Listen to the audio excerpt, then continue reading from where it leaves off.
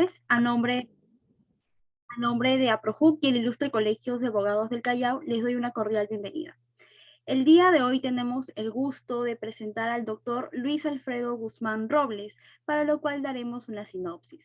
El doctor es psicólogo clínico forense, se encuentra doctorando en psicología, es docente de pregrado, docente investigador y es miembro de la Sociedad Peruana de Criminología y Política Criminal, quien nos disertará el tema violencia intrafamiliar, síndrome de alienación parental.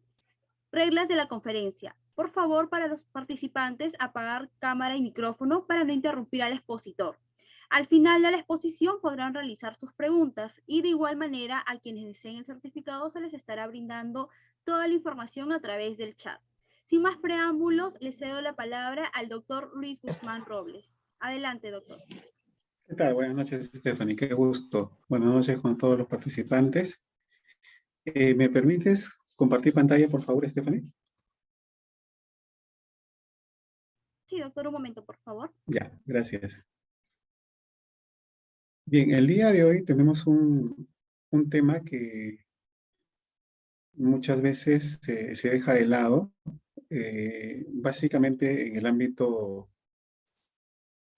legal y en el ámbito de psicología forense, ¿no? Entonces, ¿por qué se manifiesta esta situación? Es debido a que muchas veces no se sabe cómo sustentarlo o simplemente por el hecho de que no figura en los manuales que trabajamos en psicología, ¿no? Llámese el DSM-5 o llámese el CIE-10, que tiene que ver con la clasificación de enfermedades mentales. Entonces, el día de hoy vamos a enterarnos un poco más sobre el síndrome de alienación parental y vamos a considerar también de que es una forma de violencia intrafamiliar y que de una u otra manera es necesario conocerlo porque muchas familias que ya han desistido de continuar a estar juntos, en consecuencia viene un proceso de separación, viene un proceso de divorcio, y los únicos afectados en estos casos son los niños, ¿no? Que los utilizan como si fuese un trofeo de guerra, y de esta manera, pues, hacen de que uno sea considerado la víctima y el otro sea considerado como el victimario, ¿no? Pero para tener en cuenta, primero, ¿qué cosa es la violencia familiar, no?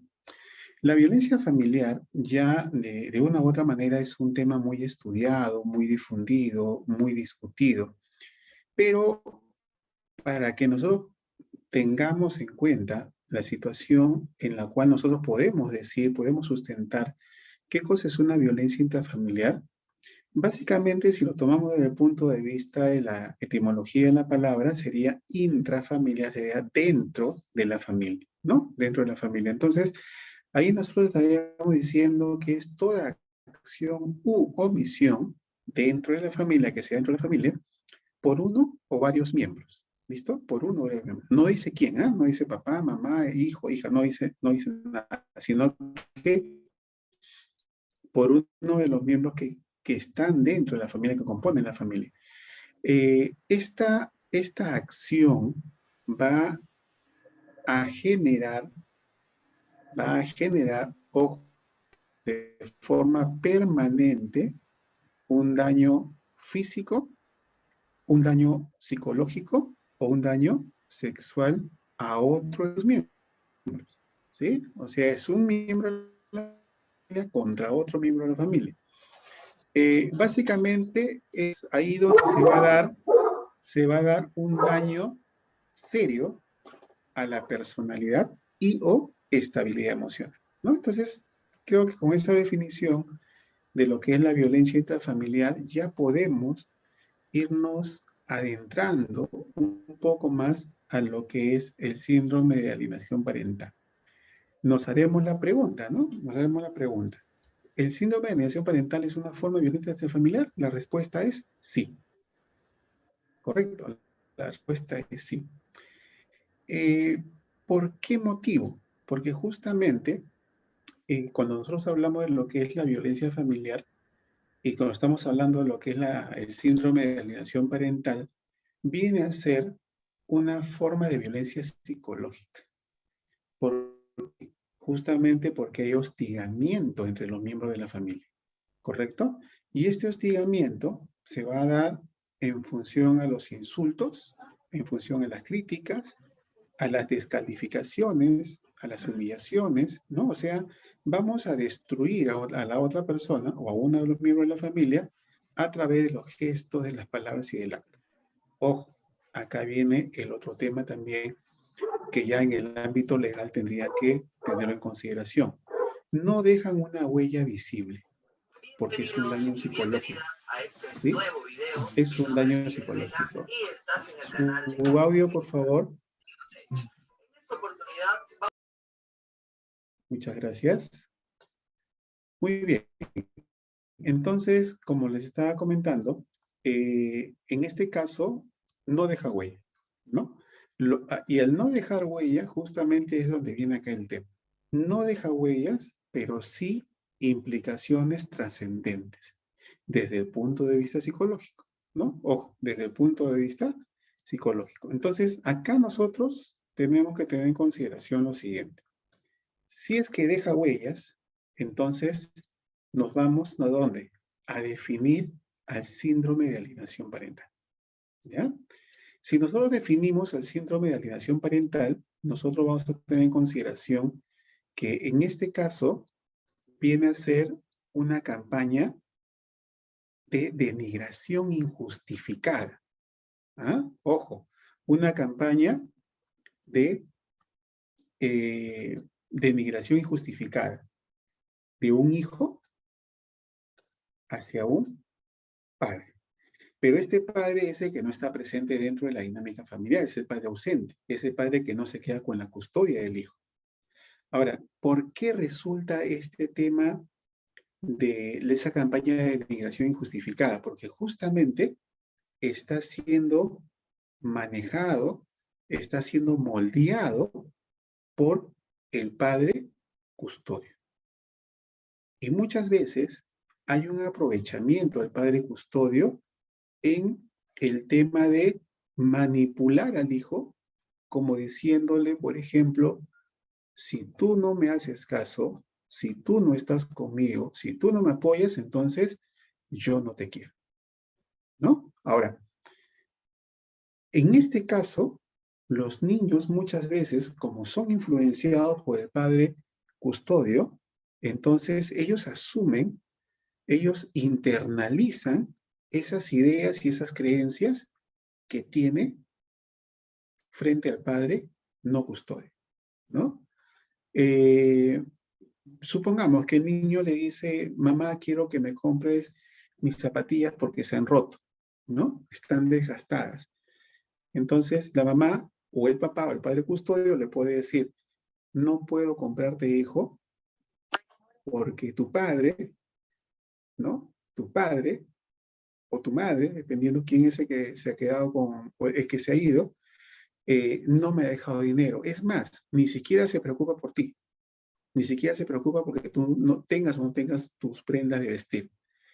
O, en el peor de los casos, ya utiliza algunos términos descalificativos hacia la otra persona, ¿no? Donde dice que se ha ido con la otra, ¿no? Se ha ido con la otra, se ha ido con la otra mujer, se ha ido con la otra, bueno, lo que le quieran decir, ¿no? Estamos en una conferencia, vamos a evitar ese tipo de calificaciones o de calificativos. Y cuando llega el padre, no custodio, a visitar al niño, el niño, el padre le pregunta, ¿no? Vamos a ponerlo así, de esta manera, ¿cómo estás, hijito?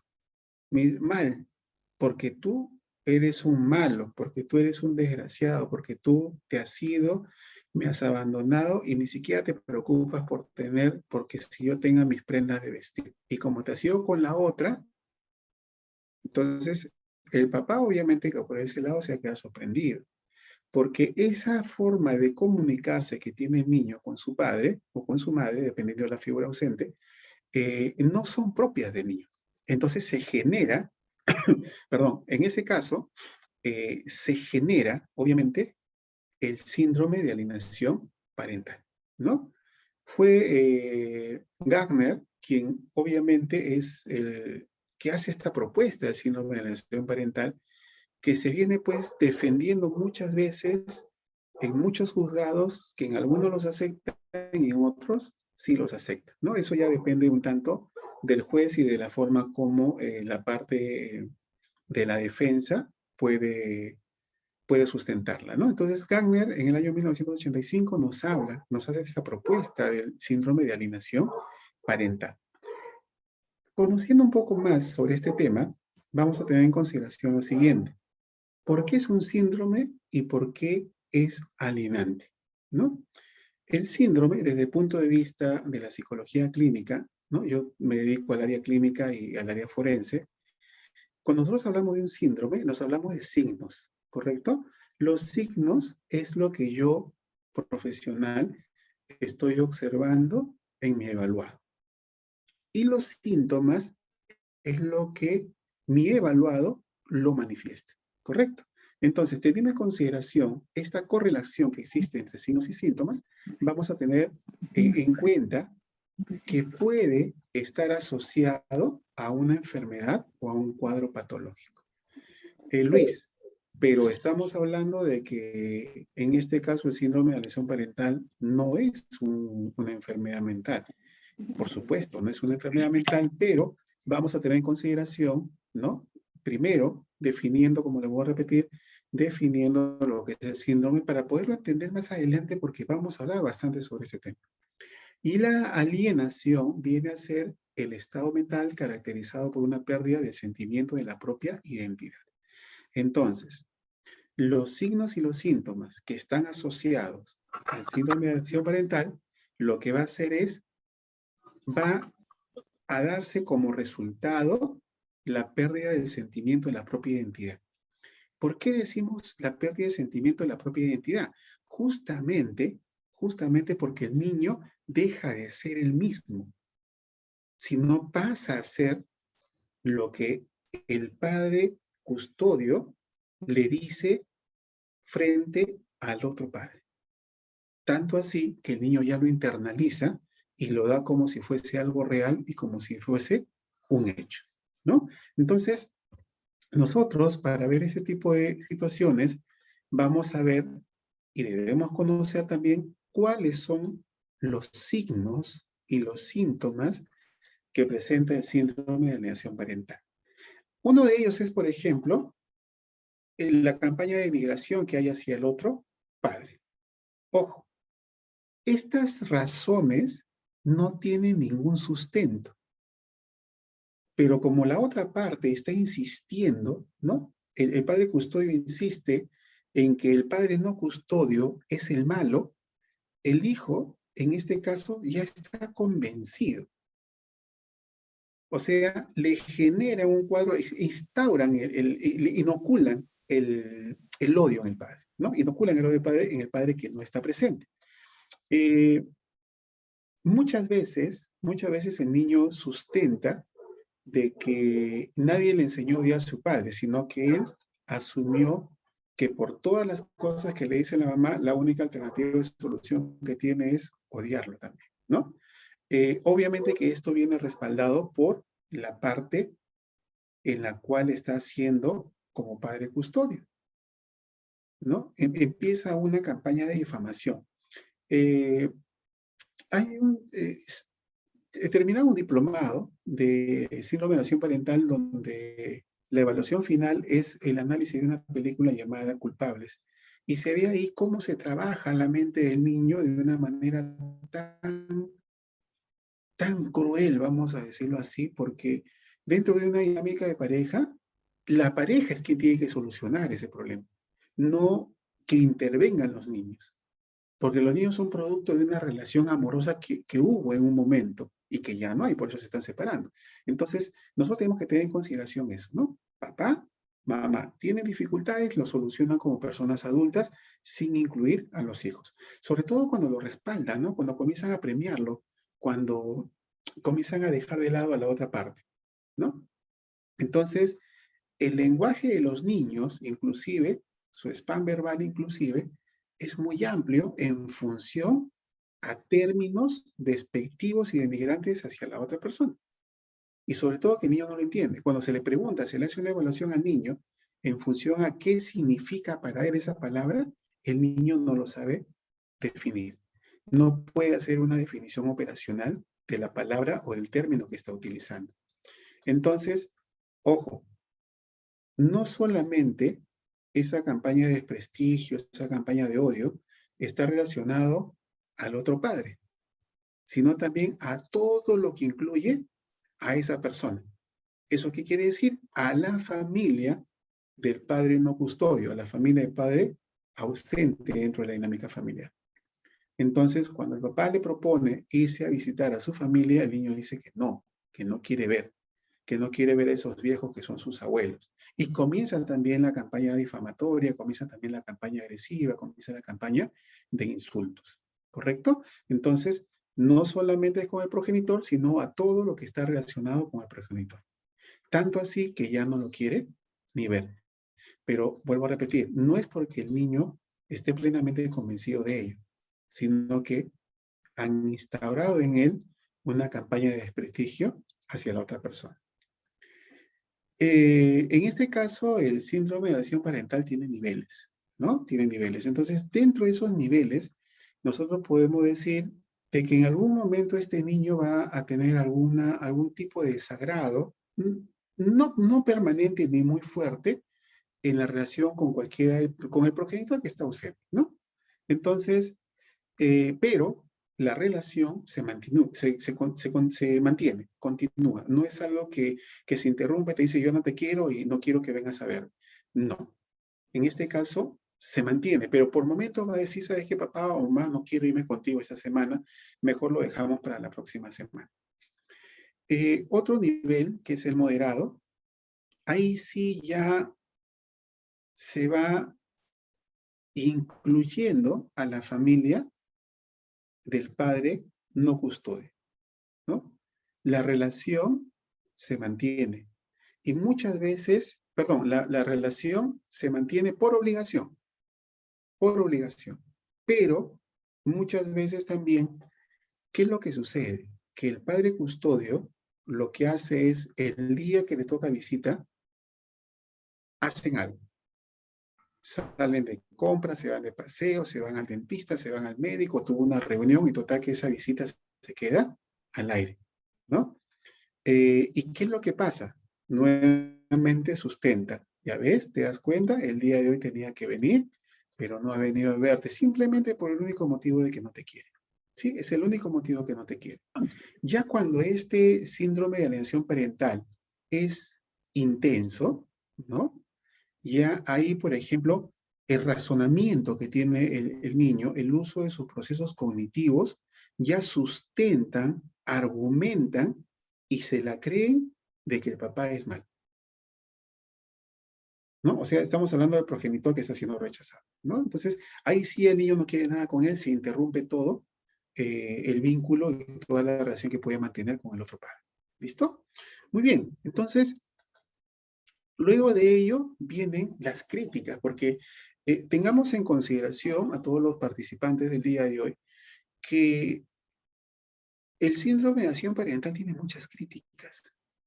Y justamente una de las críticas es la que se hace a la propuesta de Gagner, debido a que Gagner fue acusado de pedofilia, ¿no? Si hablamos un poquito más también de psicología, eh, es igual que la propuesta que hace el psicoanálisis, ¿no? El psicoanálisis, Freud, lo descalifican, ¿no? Lo desacreditan porque dicen que él hizo esta teoría bajo los efectos de la cocaína.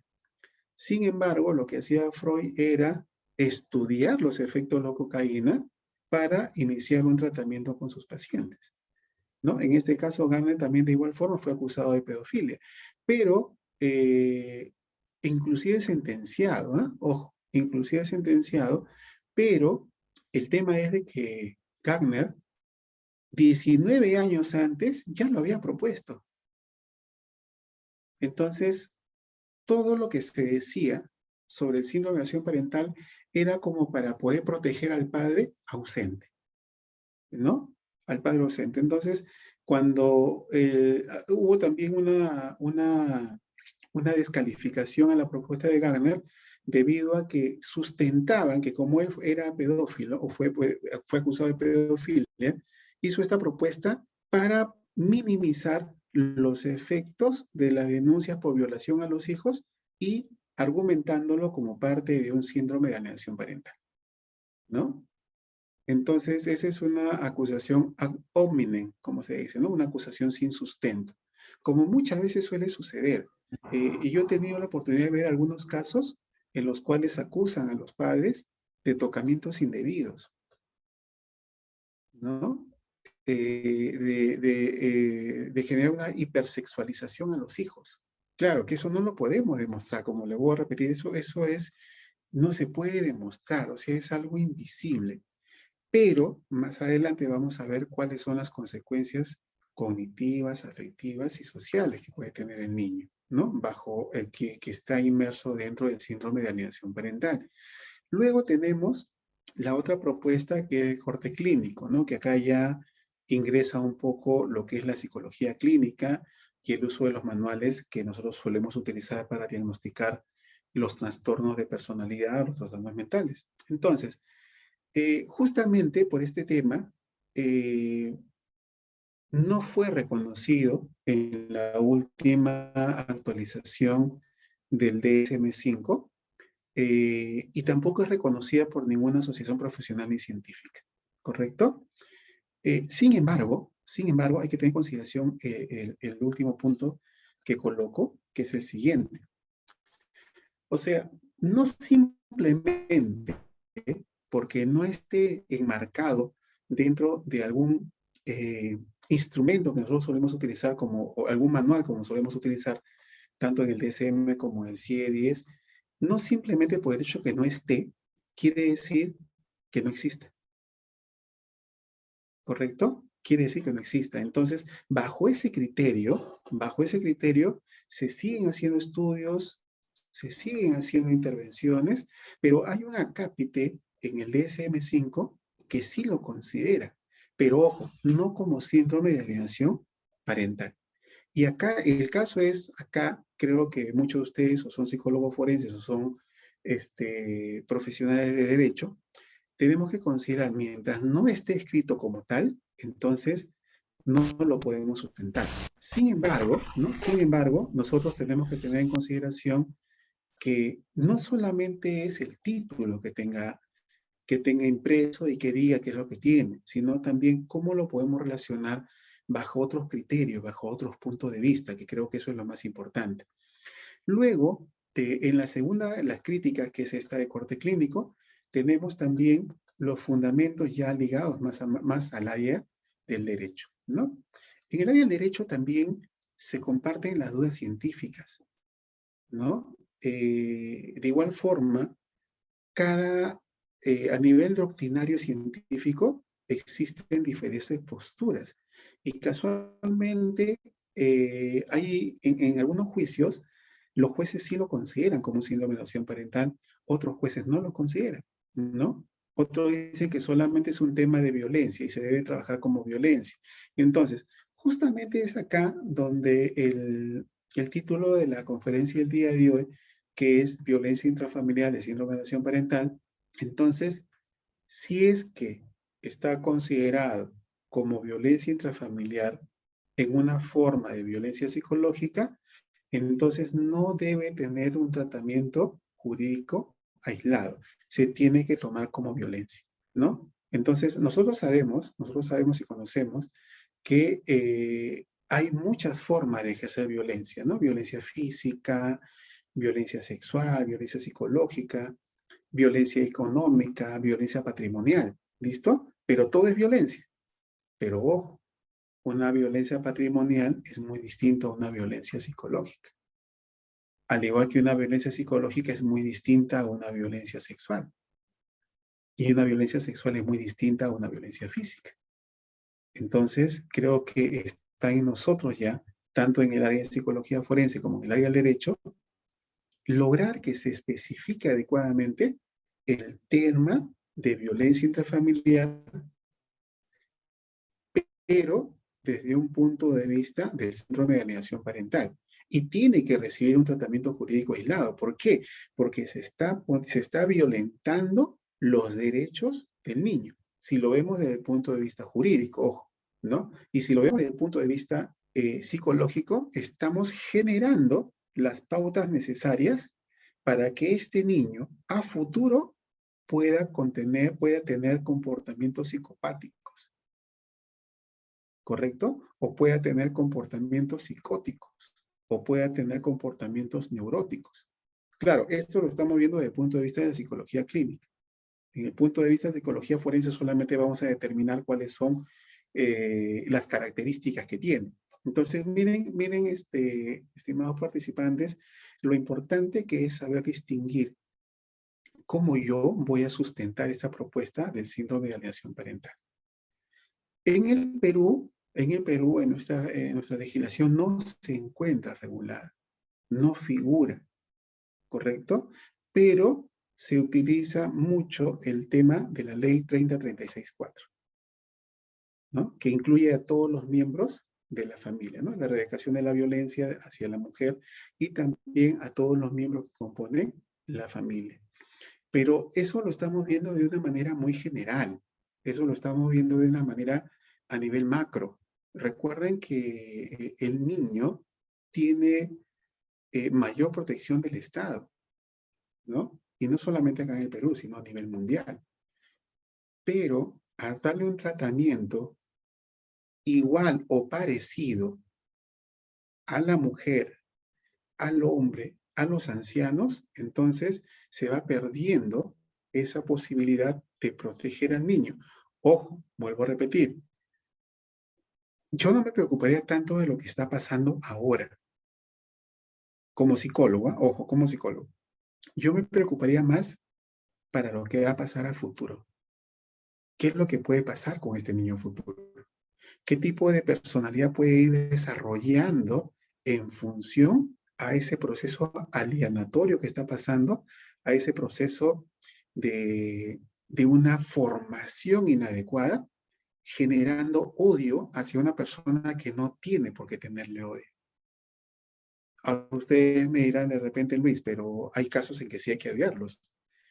Sí, es muy posible, pero en este caso, necesariamente el niño es quien va a sentir esa forma de relacionarse con la figura ausente.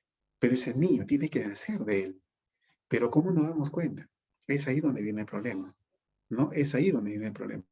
Que nosotros como psicólogos tenemos que saber hacer la evaluación de manera adecuada. Entonces, si nosotros como psicólogos no sabemos hacer la evaluación de manera adecuada, ustedes como abogados también no saben utilizar de repente o ignoran un poco lo que es la parte clínica de lo que corresponde a la psicología, no lo van a poder sustentar de manera adecuada, ¿no? Por eso nosotros tenemos que trabajar de la mano, ¿no? Tanto el derecho como la psicología, tenemos que trabajar de la mano y siempre estarnos asesorando, porque muchos casos de psicología terminan en temas judiciales y muchos temas judiciales terminan en casos de psicología. Entonces, más que separarnos, más que pelearnos, tenemos que estar siempre juntos y unidos en el bien común de la sociedad y principalmente en este caso de los niños. Muy bien, entonces tenemos acá las consecuencias. Las consecuencias que se van a dar en un niño que esté bajo los medios probatorios o necesarios del síndrome de alienación parental, vamos a ver tres aspectos, ¿no? Que son muy parecidos a lo que es afectación emocional en caso de violencia, ¿sí? Tenemos el aspecto cognitivo, tenemos el aspecto conductual y tenemos el aspecto emocional. ¿Listo? En el aspecto cognitivo va a venir la deformación de los procesamientos de los acontecimientos. ¿Por qué motivo? Porque se le está generando una nueva realidad al niño frente a su progenitor. Correcto. Entonces, el niño, dentro de la vinculación que tiene con el padre, que puede haber sido muy amoroso, un padre muy preocupado, pero por temas netamente de relación familiar o de relación conyugal, se termina, entonces el niño va a decir, ¿no? Y si mi padre ha sido bueno conmigo, ¿por qué mi mamá me dice que es malo?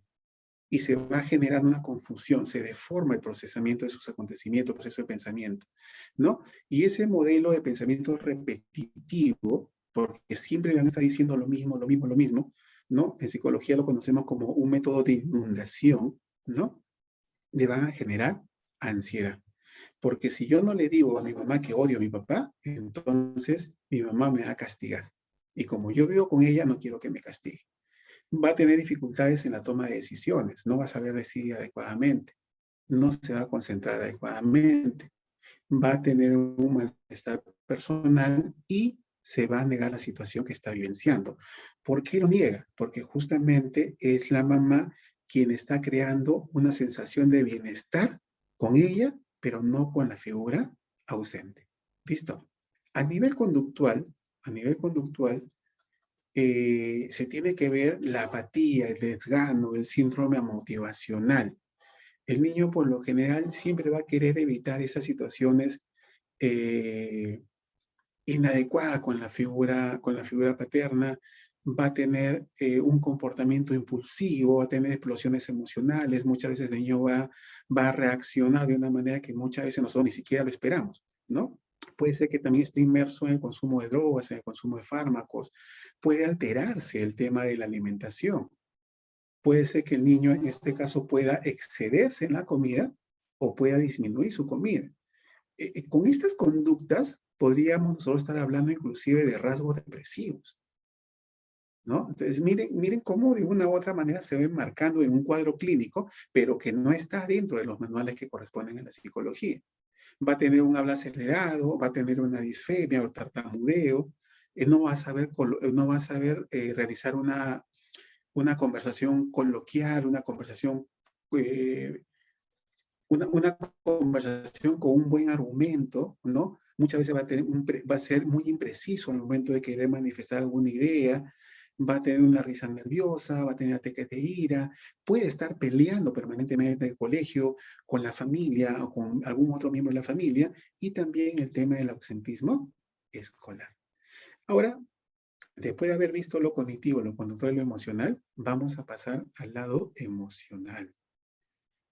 Todos estos signos, estos indicadores que nosotros tenemos, lo vamos a manejar mucho con el tema de ansiedad.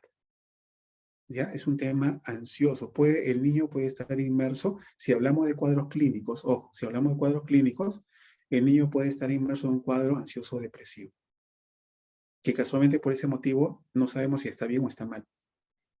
Cuando come mucho, cuando come poco. El niño se va a llenar de miedo, ¿no? Va a tener una emoción social llamada miedo, ira, tristeza. El niño por momento va a estar triste, por momento va a... La vida emocional viene a ser cuando uno cambia de estado de ánimo de manera brusca, repentina, ¿no? Puede estar riéndose de lo más normal, de lo más tranquilo, feliz, cuando de pronto de un momento a otro se pone a llorar y no sabemos por qué. ¿Listo? Entonces, va a haber indicadores de angustia, como le dije, va a haber un cuadro, es muy posible que se presente un cuadro ansioso depresivo, va a tener vergüenza también y va a haber irritabilidad. Les comento como una forma de anécdota dentro de este tema. Estaba dando talleres para un grupo de niños, número de 6, entre hombres y mujeres, y un niño me dice, Luis, quiero hacerte una pregunta, por favor, quiero saber si yo o mi familia es normal. Y le digo, ¿por qué? Me dice, porque mis 5 amigos solamente viven con su mamá y yo vivo con mi papá y con mi mamá y soy el único. Entonces, yo te quiero hacer una pregunta y quiero que seas sincero conmigo. ¿Quién está mal? ¿Mis papás o los papás de ellos? ¿O ellos están bien y mis papás son los que están mal? Entonces, se está normalizando tanto este tema de las familias monoparentales por temas de divorcio y separación, que ver una familia nuclear con dinámica funcional ya parece raro, ya parece extraño, inclusive hasta los mismos niños se sienten extraños, ¿no? Entonces, esa situación me hizo pensar mucho, ¿no? Sobre ese tema. ¿Cómo nosotros podemos terminar en un divorcio amistoso? Y si terminamos en un divorcio amistoso es básicamente porque son temas de personas maduras, ¿no? Son temas de personas maduras. Muy bien, ya tenemos las consecuencias y ahora vamos a ver el síndrome de alienación parental versus el manual diagnóstico y estadístico de trastornos mentales, ¿no?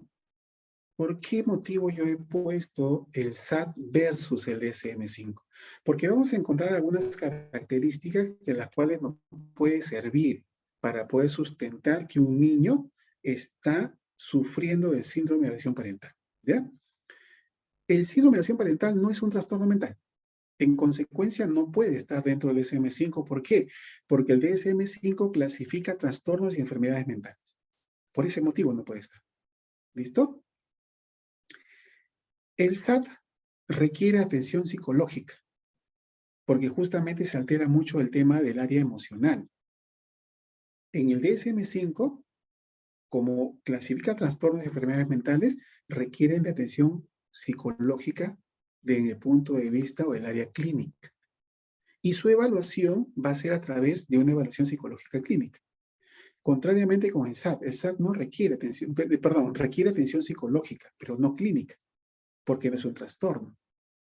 Y requiere una evaluación psicológica forense para determinar si efectivamente se ha dado un tema de afectación psicológica. ¿Ya? Por ese motivo, el síndrome de alienación parental no está dentro del DSM-5. Y acá vale hacer un pero. El DSM-5, en uno de sus apartados, tiene el apartado Z, ¿correcto? Entonces, en el apartado Z son problemas que no necesariamente pueden ser de atención clínica. ¿Listo? No necesariamente pueden ser de atención clínica. O sea, no necesariamente tiene que ser un trastorno, una enfermedad mental para que sea atendida.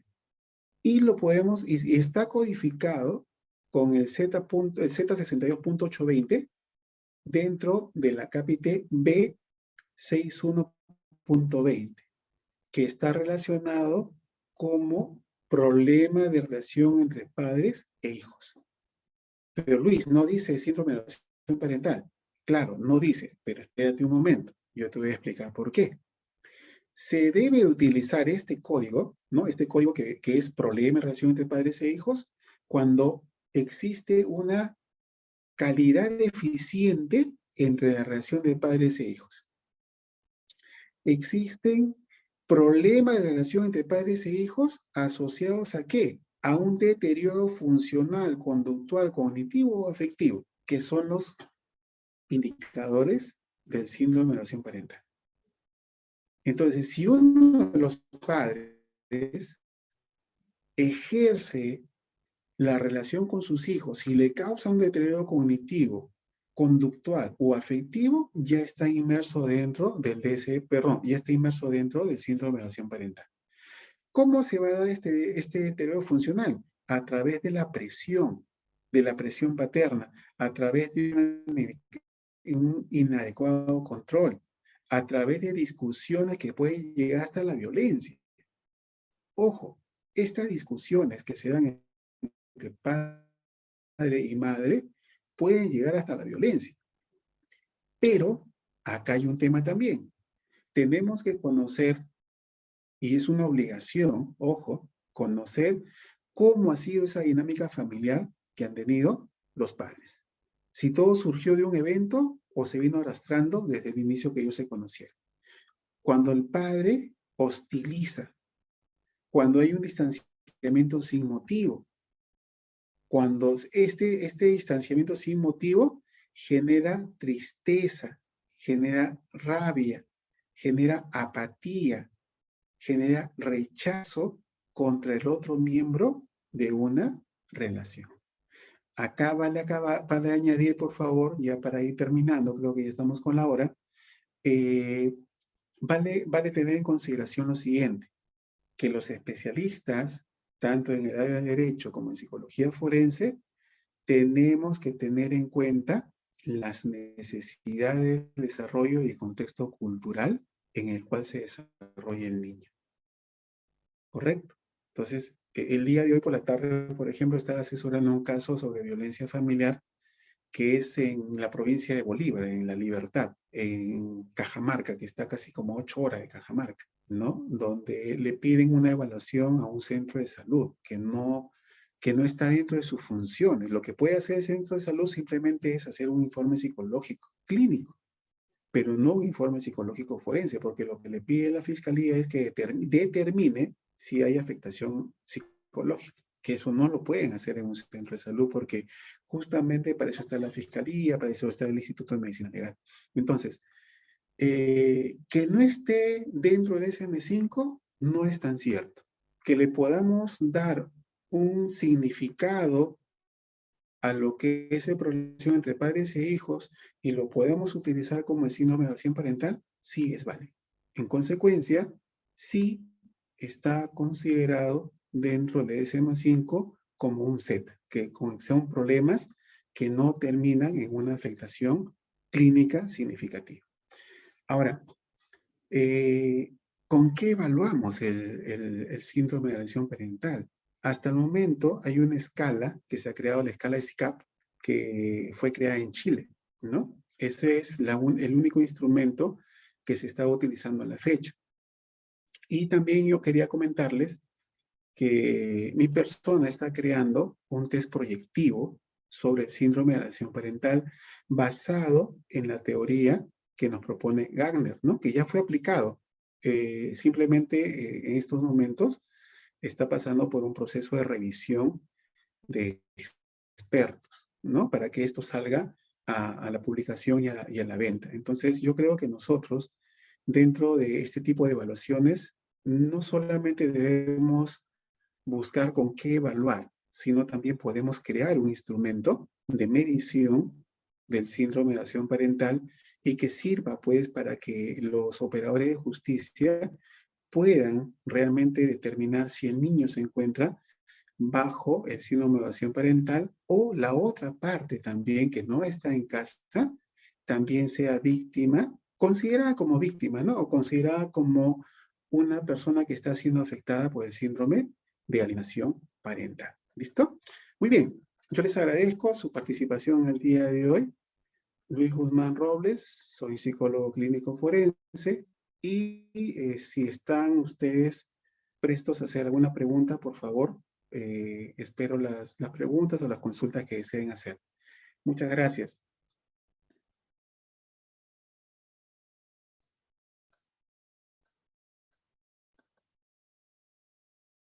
Stephanie, Leo, no sé si es que hay alguna pregunta por ahí. Sí, por favor, a los participantes pueden realizar su pregunta a través del chat o si no encender el micrófono. Si quedó claro, si hay alguna duda que deseen hacer, por favor. Sí, buenas Estamos noches. prestos. ¿Qué tal? Buenas noches. Gusto escucharlo. Agradecido por su disertación. Quien le habla es abogado en temas de familia. Y una pregunta, estamos apreciando que en la actualidad hay muchos procesos, ¿no? Tanto de tenencia, régimen de visitas. ¿Cómo identificar, ¿no? Este síndrome de alienación parental? Por ejemplo, aquel padre que va a hacer su régimen de visitas, ¿correcto? Y el menor o los menores no desean salir con su papá. ¿Hasta qué punto se puede atribuir que, bajo la perspectiva del papá, por ejemplo, que la mamá los está influenciando? ¿O hasta qué punto se puede desarrollar que efectivamente el menor es lo que realmente desea, no desea salir por situaciones que de repente ha apreciado de su progenitor en las salidas anteriores? Esa es una Claro, primera pregunta. Y una segunda pregunta, sí. para finalizar, ¿qué tanto ha afectado, correcto, a los niños en este sentido? ¿Y cuál es su perspectiva de aquí a cuando pase esta pandemia? ¿Qué tanto ha afectado el confinamiento en los menores? ¿Y qué nos viene a futuro? Muchas gracias. Ya. Sí, no, la gracias a usted por las preguntas. A ver, lo que nosotros tenemos que, en la primera pregunta, lo que nosotros tenemos que considerar es el tipo de vinculación que ha tenido el padre con el niño. Partiendo por ahí, ¿no? ¿Qué tipo de vinculación ha tenido? Si siempre los niños han aceptado salir con él y si siempre han querido compartir con él. Si de un momento a otro ellos dicen, ya no quiero salir con mi papá, entonces ya nosotros tenemos que tener en consideración que posiblemente se esté instaurando ahí el síndrome de alienación parental. Pero acá también hay que tener en consideración una cosa, que muchos padres, y eso ha sucedido, se dicen, voy a salir con mis hijos, los llevan a su casa, o sea, a la casa del padre, y les presentan a su otra pareja. Entonces el niño en ese momento dice, yo quiero estar contigo, no quiero estar con tu otra pareja. Y eso va a hacer de que yo ya no quiera salir contigo más adelante. Entonces ahí tenemos que tener en consideración el saber hacer una entrevista de manera adecuada en el niño y saber por qué motivo el niño se está negando frente a esta visita o este vínculo que tiene con el padre. Ahí, por ejemplo, ingresa el psicólogo. Ahí ingresa el psicólogo, ¿correcto? Ahí entra el psicólogo para poder de esta manera hacer la evaluación que corresponde. En la segunda pregunta, me la formula, por favor, nuevamente, le agradecería. En la segunda pregunta, ¿cuál fue? Sí, le decía, estamos viviendo pues ese tema de la pandemia. La segunda pregunta. Sí, estamos pasando un tema Ya. de confinamiento. ¿Cuál es la perspectiva de la afectación en los niños con relación al confinamiento, no? Ya. Miren, ¿qué es lo que ha pasado acá? Yo creo que ese tema de la pandemia nos ha dado muchas luces dentro de lo que es una dinámica familiar. ¿Ya? Le voy a dar una perspectiva psicológica, ¿correcto? Una perspectiva psicológica. Si mamá siempre ha estado en la casa todo el día, obviamente es una mamá que no trabaje, esto puede ser ejemplo, todo el día, y el esposo solamente llega a partir de las 8, 7, 8 de la noche, después de una jornada de trabajo, la señora se acostumbra a ver a su esposo 2 horas, 3 horas despierto, duerme, se levanta, se va a trabajar. Entonces, cuando ya lo tienes todo el día, es como si un extraño estuviese en tu casa, porque no compartes todo el día con él. O no hay esa forma de compartir todo el día, tanto con el papá, la mamá y los hijos. ¿Cómo ha afectado? Tiene un gran nivel de afectación emocional en este caso. ¿Por qué? Si los vínculos que se han dado entre el papá y la mamá son fuertes y ellos tenían esa necesidad de permanecer el tiempo juntos, entonces esa relación de pareja se ha podido afianzar. Pero si este vínculo no ha sido tan fuerte, entonces esa pareja no tiene por qué estar juntos mucho tiempo. Y es ahí donde comienzan a generarse los problemas y las discusiones que muchas veces pueden llegar a la violencia. Y el afectado es el niño, ¿correcto? Entonces, este tema de la pandemia ha afectado mucho. Uno, si es que la dinámica familiar todavía estaba dentro de la casa. Pero si hay un tema de separación, el hecho de que se restrinjan las visitas por tema de pandemia, también puede haberse aprovechado la otra parte de iniciar esa campaña de difamación, de desacreditación, ¿no? Te das cuenta, tu papá no viene, cualquiera se escapa, ¿no? Porque no está prohibido salir todo el día, y mira, ya está pasando un año, ha pasado un año y medio, y ese señor no viene. Entonces, esa campaña de desprestigio ha tenido mayor aceptación porque justamente, pues tiene razón, no viene a verlo, pero no viene a verlo porque no quiera, sino porque no puede hacerlo. Y ahí nuevamente vuelvo a repetir, entra necesariamente, en este caso, estimado doctor, en este caso ingresa la figura del psicólogo. O sea, tenemos que trabajar de la mano por ese lado. Porque el psicólogo, a través de los instrumentos que tiene para poder evaluar, va a determinar si efectivamente hay un grado de afectación emocional.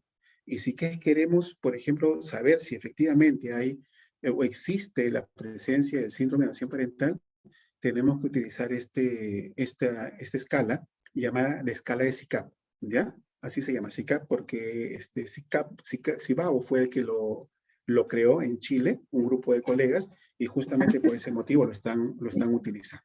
¿Ya? Muchas gracias. ¿Alguna otra pregunta, por favor?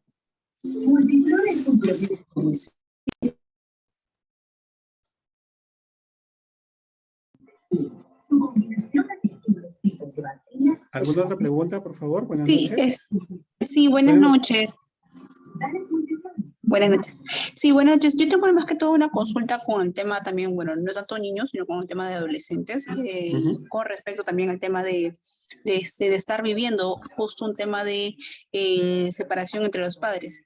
En este caso, debido también al mismo tema de la cuarentena, ¿cuáles serían las recomendaciones o cómo se podría ayudar para poder vivir el tema de la cuarentena justo también compartiendo lo que es un tema de separación?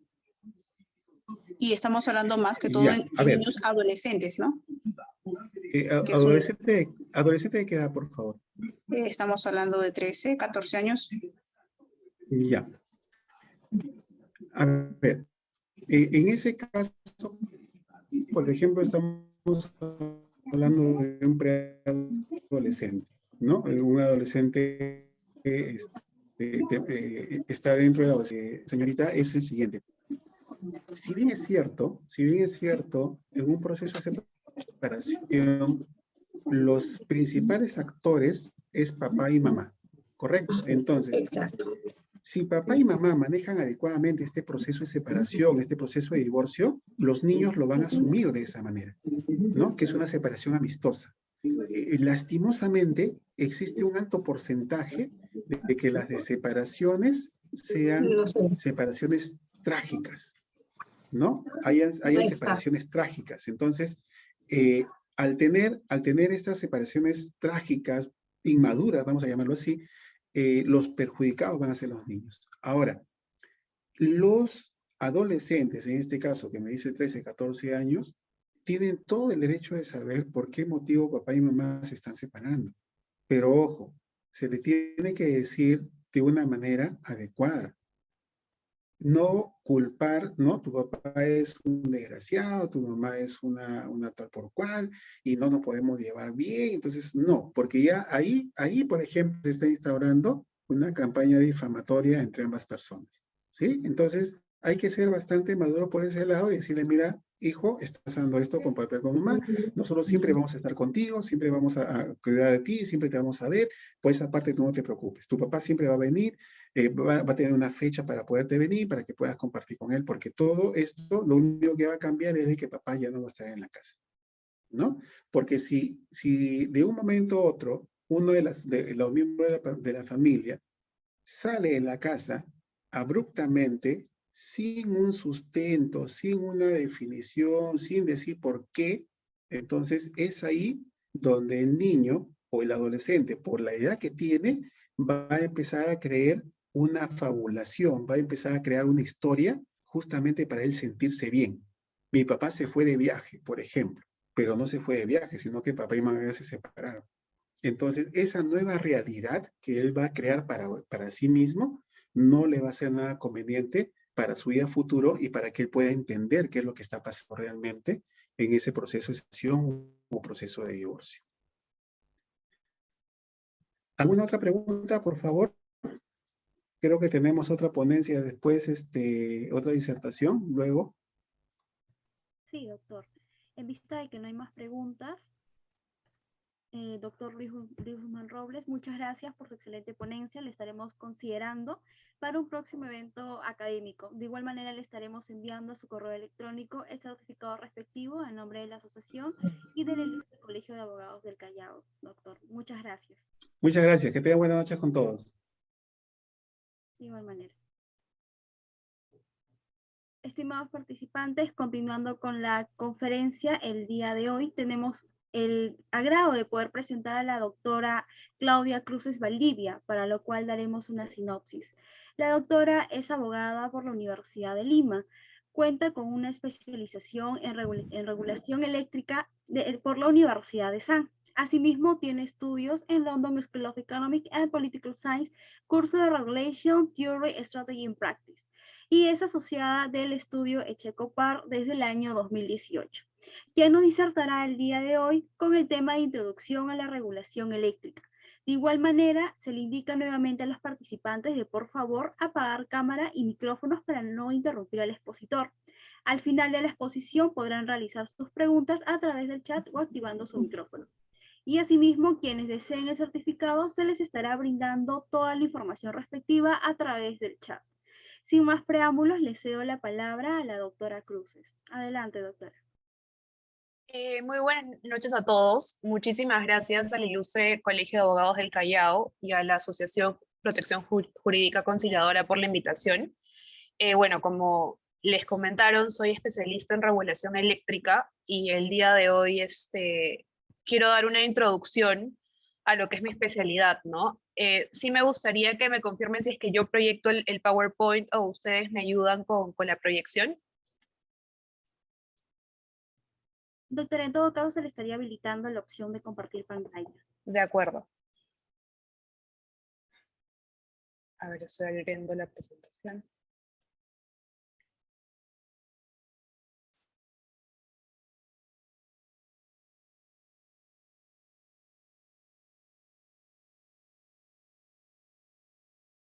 Sí, me avisan cuando me hayan habilitado la opción, por favor.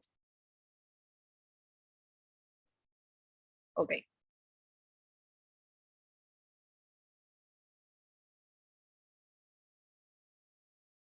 Bueno, empecemos.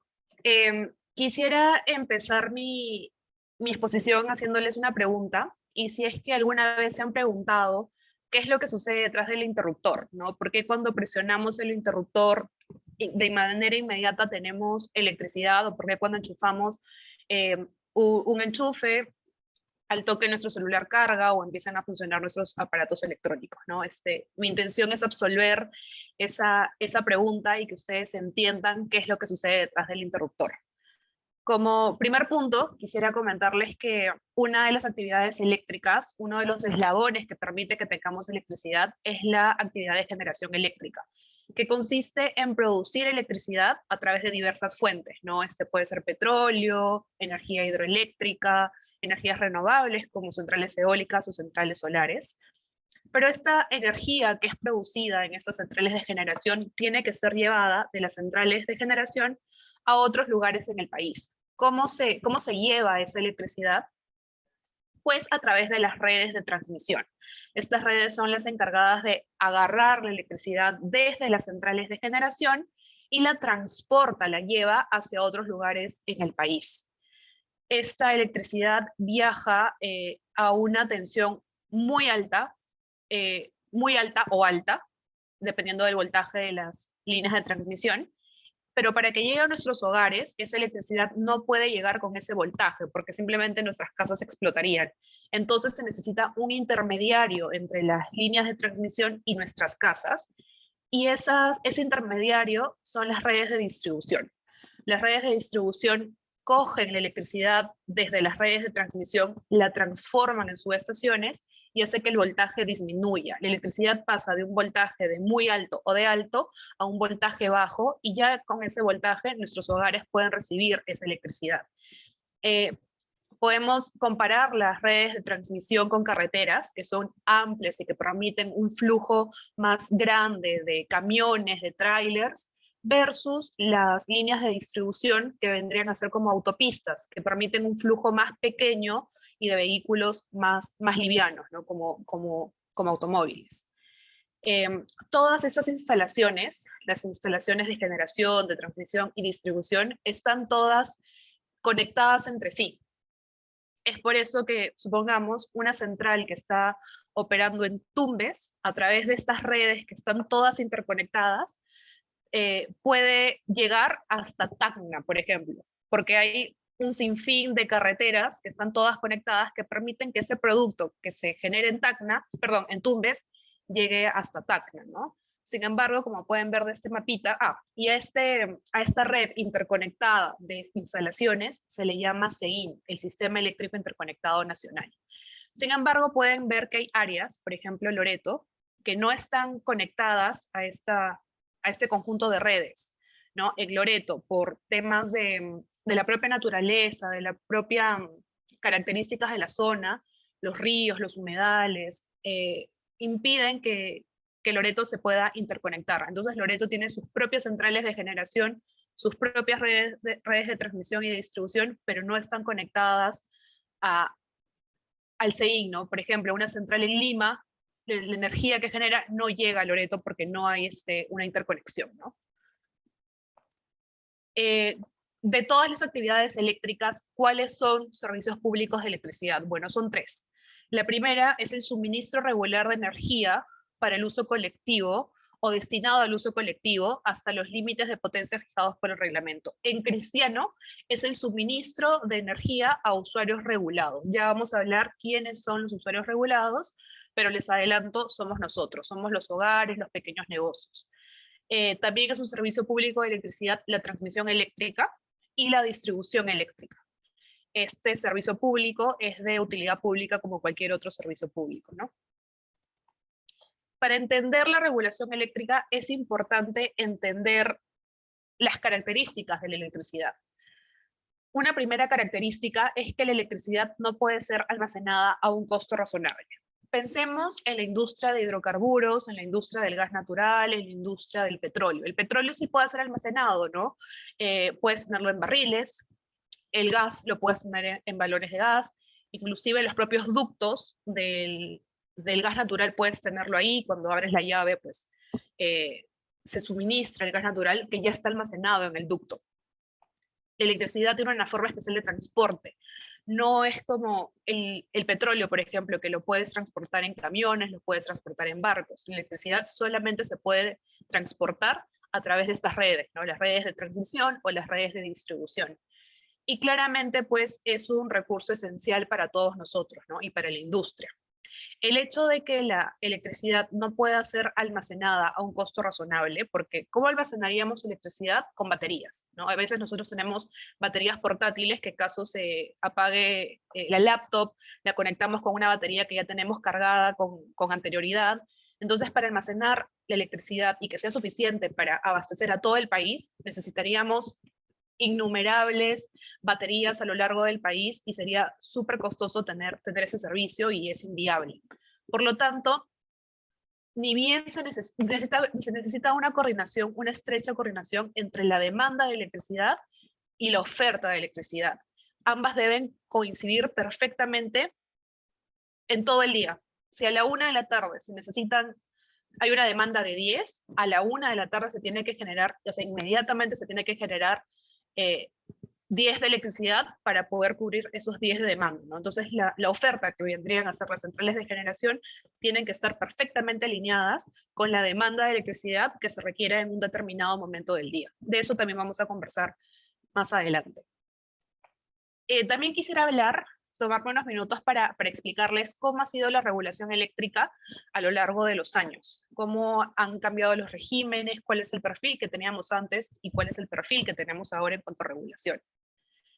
En el año 1886 se instala el primer sistema de alumbrado público. Sin embargo, van a transcurrir muchos años hasta que el Estado decida tener una política energética, una regulación del sistema de electricidad. Y si vemos cómo hemos ido evolucionando a lo largo de los años, podemos decir que pasamos de un régimen de privatizaciones a uno de estatización y hemos regresado al régimen de la privatización. En el año 1955 se publica la Ley de la Industria Eléctrica. Esta ley estimulaba la inversión privada. Las pocas instalaciones eléctricas que habían en esa época eran de capitales privados, y se había creado una comisión de tarifas eléctricas como un ente autónomo encargado de fijar las tarifas para estas actividades en función a criterios técnicos y económicos. Cuando se instaura el gobierno militar, se cambia la regulación y en el año 1972 se publica una ley que cambia el rol del Estado, ¿no? El Estado pasa a tener un rol empresarial. Y con esta ley, el Estado se reserva de manera exclusiva todas las actividades eléctricas. En esta época es cuando se crea Electroperú. Electroperú es una empresa que aún existe. A la fecha se encarga o tiene a cargo centrales de generación. Pero en esa época, Electroperú monopolizaba todas las actividades eléctricas, tanto la generación como la transmisión y la distribución. La Comisión Técnica de Tarifas, que era un ente autónomo, desaparece porque el Ministerio de Energía y Minas la absorbe y la fijación de tarifas pasa de basarse en criterios técnicos a criterios políticos. En el año 82 se publica la Ley General de Electricidad, con la cual se consolida la propiedad estatal de la actividad eléctrica. Se permite la inversión privada, pero de manera muy, muy limitada y solamente para el caso de autoproductores. ¿Qué son los autoproductores? Supongamos que hay una unidad minera que tiene los recursos suficientes para poner un pequeño generador, digamos, a diésel, y que ese generador produzca la electricidad que necesita la unidad minera y se autoabastece de electricidad. No le compre nadie más, sino que tiene su propio generador dentro de sus instalaciones y este generador produce la electricidad, como un grupo electrógeno. Sin embargo, el Estado le dice a esos autoproductores: oye, autoproductor, Si es que el resto del país necesita electricidad, tu autogenerador va a tener que producir parte de esa electricidad.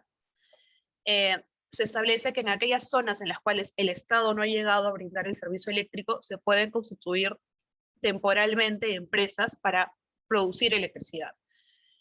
Nuevamente se crea la Comisión Técnica de Tarifas, pero como un ente autónomo, pero los precios siguen fijándose en base a criterios políticos y no a criterios objetivos técnicos, ¿no? Entonces, este régimen, digamos, de estatizaciones, de rol empresarial del Estado, generó que a inicios de los 90 la actividad esté principalmente monopolizada por el Estado, que no haya una suficiente inversión en la instalación mejor dicho, en la construcción, operación y mantenimiento de instalaciones eléctricas, y esto pues empeoró con el terrorismo, ¿no? Que las pocas instalaciones eléctricas que habían en el país eran dinamitadas, eran destruidas por los terroristas.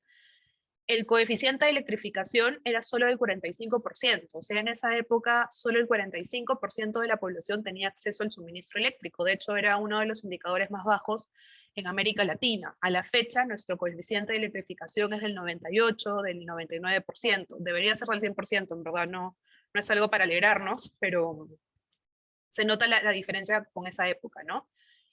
Y solamente había centrales de generación que permitían cubrir 74% de la demanda. O sea, si ese 74% apretaba el interruptor, tenían electricidad. Sin embargo, si el porcentaje restante presionaba el interruptor, no iba a tener electricidad porque no había centrales suficientes que permitiera cubrir el total de la demanda eléctrica en el país.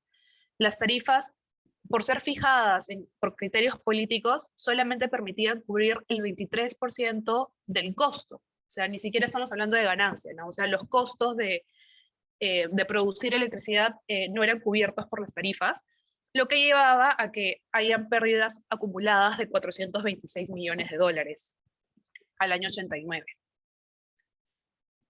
Bueno, a inicios de los 90, pues, finaliza la Guerra Fría, cae el muro de Berlín, y la mayoría de países en el mundo dicen no al socialismo y se tornan, o mejor dicho, acogen un sistema capitalista, un sistema de liberalización económica, un sistema de privatizaciones, y Perú pues no fue la excepción.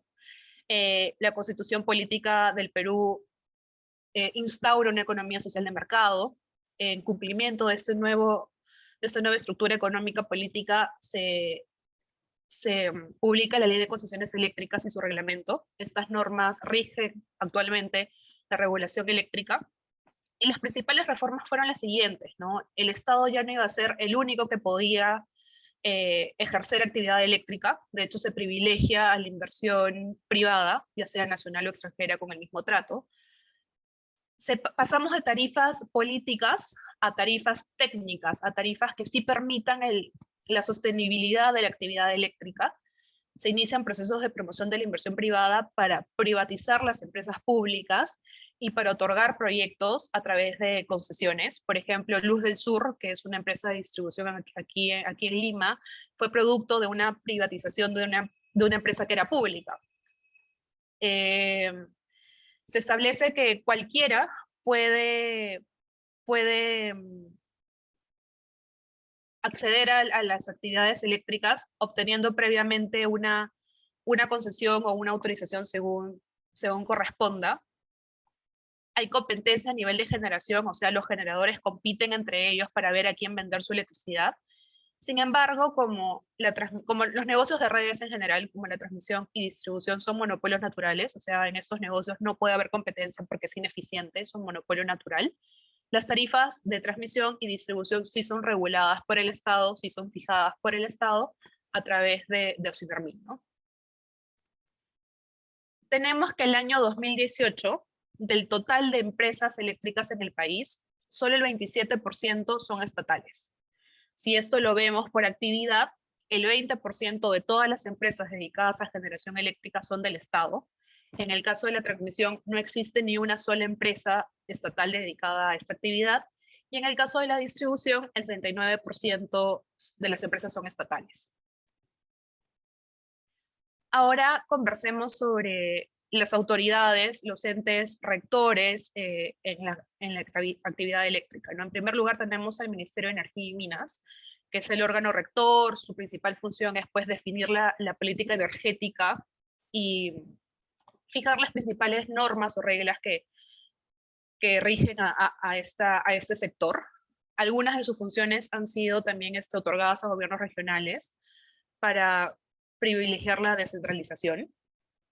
Luego tenemos OSINARMIN, al organismo supervisor de la inversión en energía y minas, que básicamente tiene la función de supervisar y fiscalizar que las empresas eléctricas, de hidrocarburos o mineras cumplan con las normas, y a fijar las tarifas que deban ser reguladas, que deban ser fijadas por el Estado, por ejemplo, las tarifas de transmisión y las tarifas de distribución. Y finalmente tenemos al Comité de Operación Económica del Sistema, o el COES.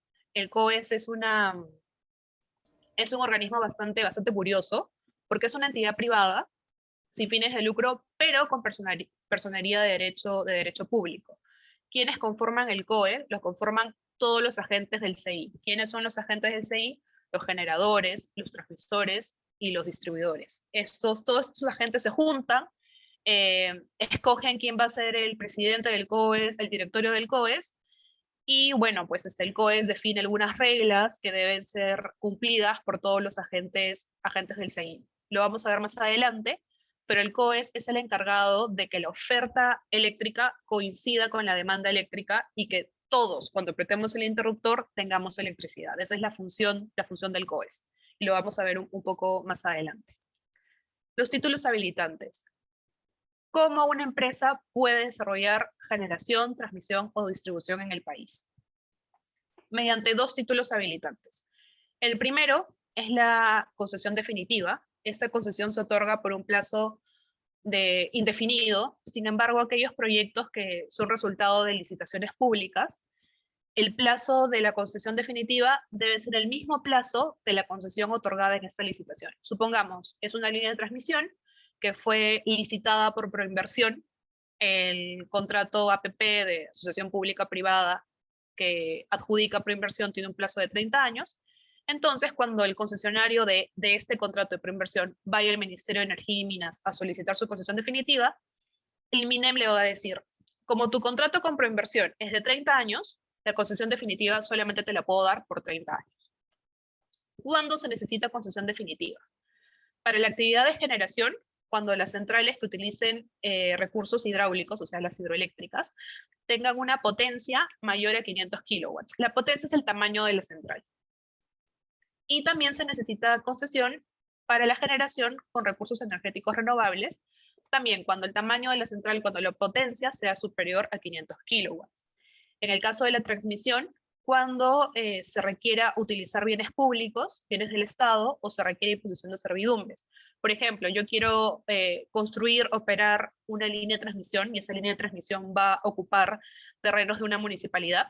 Como voy a afectar terrenos de una municipalidad, terrenos del Estado, obligatoriamente tengo que obtener una concesión definitiva.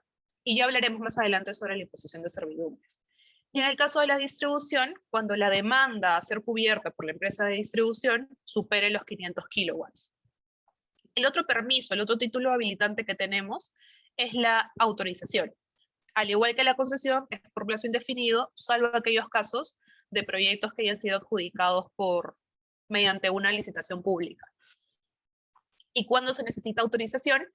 Cuando la actividad sea de generación termoeléctrica, o sea, una generación que funcione a base, por ejemplo, de petróleo, de gas natural, y cuando la potencia de esta central sea superior a 500 kilowatts. En aquellos casos en los que no se necesite concesión ni autorización, el titular del proyecto tiene que cumplir con las normas técnicas, con las normas ambientales y con las normas de patrimonio cultural de la nación, así como enviar cierta información al ministerio de cuando en cuando. Hablemos sobre el contrato de concesión definitiva. La particularidad de la concesión definitiva es que va aparejada de un contrato, el contrato de concesión definitiva. La concesión adquiere carácter contractual cuando el ministerio con el concesionario firman ese contrato. Ese contrato se eleva a escritura pública y se inscribe en registros públicos. El título habilitante, o sea, la concesión o la autorización, se pueden perder. ¿Cómo? Renuncia, por ejemplo, yo le mando mi carta al ministerio y le digo, mira, ministerio, tú me otorgaste una concesión definitiva, ya no la quiero, renuncio a ella. O en el caso de la concesión, también se puede perder por caducidad. Las causales de caducidad están indicadas en la ley. Si un concesionario incurre en alguna de estas causales, el ministerio va a caducar esa concesión. Así es como se pierde la concesión. Y en el caso de la autorización, igual, por renuncia o por revocación. La revocación también, las causales de revocación también están contenidas en las normas. Hay una particularidad en el caso de la caducidad de las concesiones, y es que una vez que se caduca la concesión, el Ministerio de Energía y Minas dispone la intervención administrativa de forma provisional de las instalaciones. Por ejemplo, yo tengo mi concesión de transmisión, el Estado me caduca la concesión. Sin embargo, como la transmisión es un servicio público, es necesario para el país y esa instalación debe continuar operando, el ministerio de manera provisional va a operar y mantener esa instalación. Sin embargo, como el rol del Estado es subsidiario, el Estado o el ministerio no se puede quedar con esa instalación. Entonces lo que hace es convocar una subasta o una licitación para escoger al nuevo concesionario privado que se va a encargar de operar y mantener la instalación. Como le comenté, la caducidad solo puede ser ordenada o declarada por las causales que están en las leyes, ¿no? Son causales taxativas. Sin embargo, la ley de concesiones eléctricas permite que el ministerio caduque las concesiones por causales distintas a las ya establecidas. En caso lo haga, por ejemplo, la típica, ¿no? Por razones de interés nacional, una causal abierta, en estos casos el Estado va a tener que indemnizar al concesionario. Conversemos sobre las servidumbres eléctricas. La concesión o la autorización no le otorga, mejor dicho, la concesión y la autorización solamente habilitan a su titular a realizar la actividad eléctrica, ya sea generación, transmisión o distribución según corresponda. No le otorga ningún derecho adicional, no le otorga ningún derecho sobre los terrenos que se necesitan para desarrollar esa actividad. Por lo tanto, el concesionario tiene que ver de obtener los derechos suficientes para ocupar el terreno y poder construir y operar sus instalaciones.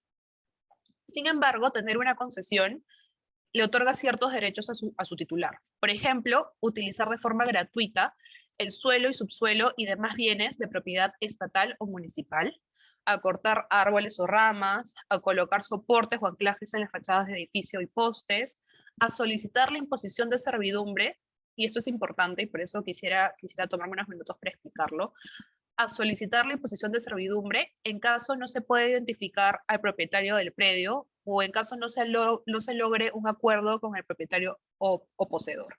Y en ambos casos, una vez ordenada de manera, mejor dicho, una vez impuesta de manera forzosa la servidumbre, el concesionario tiene que indemnizar al tercero afectado, ¿no? Al propietario o al poseedor del terreno.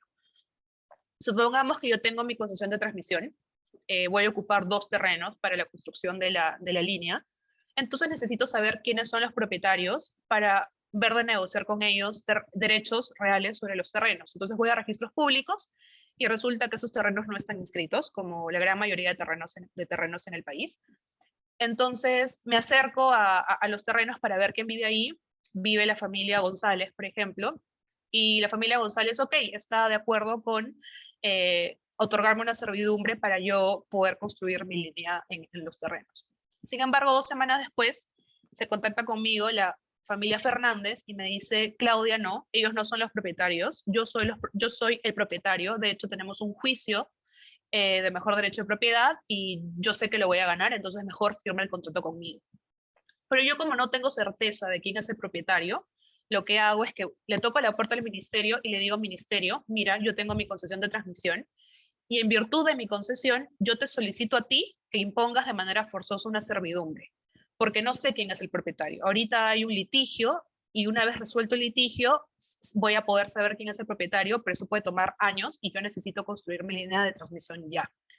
Entonces el ministerio va a emitir una resolución imponiendo de manera forzosa una servidumbre en esos terrenos y a mí me va a decir, tienes que pagar tal cantidad y vas a consignar judicialmente ese monto. Y una vez que el juicio termine y se sepa quién es el propietario, el dinero se lo daremos al propietario, ¿no? Entonces, ese es el primer supuesto para solicitar la imposición de servidumbre. El otro supuesto es que no se logre un acuerdo con el propietario. Yo soy la concesionaria, veo registros públicos que el terreno es del señor González. Entonces, converso con el señor González, le digo para comprarle el terreno, el señor González me dice que no, entonces le digo, ok, firmemos una servidumbre, tú mantienes la propiedad, pero yo tengo derecho a tener una servidumbre, a poder usar el predio, a poder construir en él, y el señor González me dice no. Yo le ofrezco más dinero al señor González, que el señor González me sigue diciendo que no. Entonces yo le toco la puerta al ministerio y le digo, mira ministerio, yo necesito este terreno, estoy ya en conversaciones con el señor González y el señor González se rehúsa a firmar conmigo un contrato. Entonces, por favor, ministerio, en virtud de mi concesión definitiva de transmisión, tú impón de manera forzosa la servidumbre. Y el ministerio lo va a hacer. ¿Por qué? Porque en estos casos la concesión le gana al derecho de propiedad, por lo que conversábamos al comienzo de la exposición, ¿no?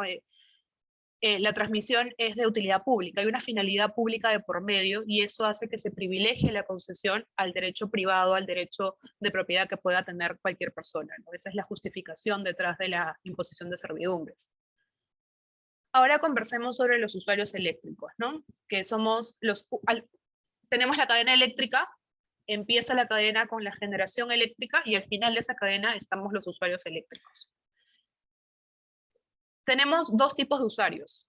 Los usuarios regulados, que son aquellos cuya demanda en cada punto de suministro no supera los 200 kilowatts, perdón.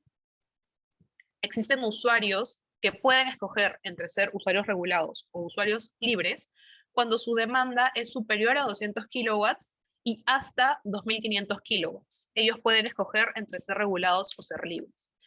Y aquellos usuarios cuya demanda sea superior a 2.500 kilowatts obligatoriamente son usuarios libres. Ahora, ¿qué significa ser usuario libre y qué significa ser usuario regulado? El usuario libre son los usuarios industriales o usuarios con consumos de electricidad medianamente altos. Por ejemplo, las unidades mineras, ¿no? Estas unidades mineras necesitan un montón de electricidad para poder funcionar y debido a que su demanda es medianamente alta o alta, son usuarios libres.